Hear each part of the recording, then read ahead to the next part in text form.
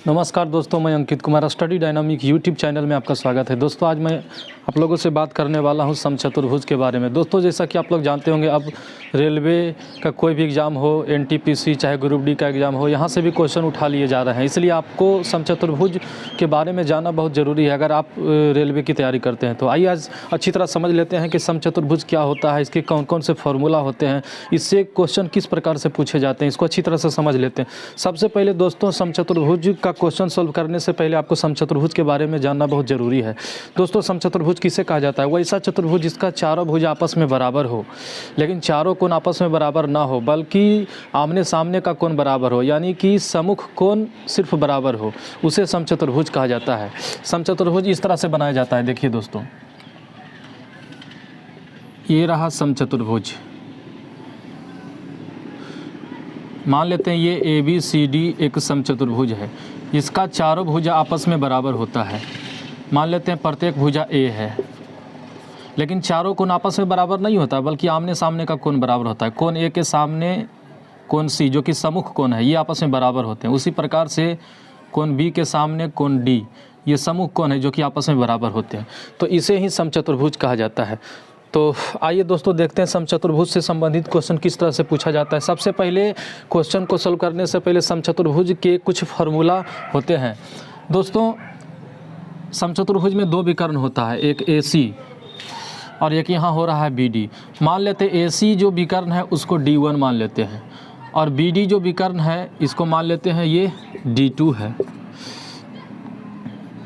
तो कई बार ऐसा होता है दोस्तों कि क्वेश्चन में पहला विकर्ण और दूसरा विकर्ण, D1 को पहला विकर्ण, D2 को दूसरा विकर्ण कहा जाता है। पहला विकर्ण और दूसरा विकर्ण दिया रहता है तो उससे संबंधित से समचतुर्भुज का क्षेत्रफल निकालने के लिए दिया रहता है, भुजा निकालने के लिए कह देता है, और इसका ऊंचाई भी निकालने के लिए कह देता है। दोस्तों यहाँ पर अगर समचतुर्भुज का पहला विकर्ण और दूसरा विकर्ण D1 D2 दिया रहे तो इसका क्षेत्रफल निकालने का इस प्रकार फार्मूला होता है।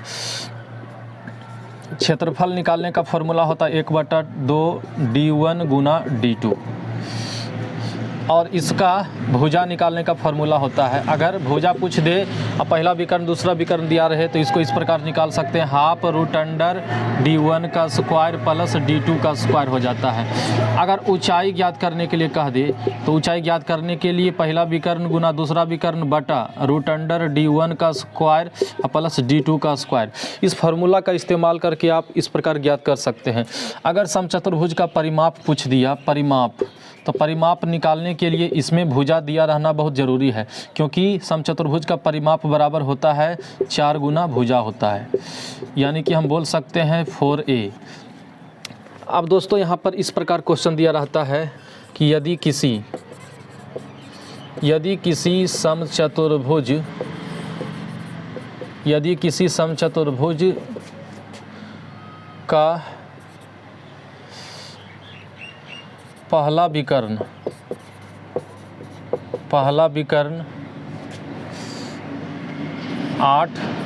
सेंटीमीटर और दूसरा विकर्ण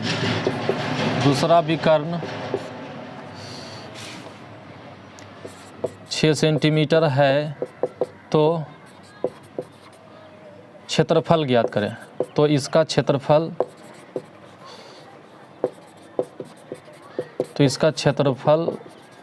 ज्ञात करें। दोस्तों यहाँ क्वेश्चन दिया रहता है कि यदि किसी समचतुर्भुज का पहला विकर्ण 8 सेंटीमीटर और दूसरा विकर्ण 6 सेंटीमीटर है तो इसका क्षेत्रफल ज्ञात करें। क्षेत्रफल कुछ भी दे सकता है यहाँ पर, चलो मान लेते हैं कि क्षेत्रफल या भुजा या ऊंचाई कुछ भी ज्ञात करना है, ज्ञात करें। देखते हैं बारी बारी से कैसे ज्ञात होता है। सबसे पहले क्षेत्रफल निकालना है, तो क्षेत्रफल बराबर होता है ½ D1 गुना D2।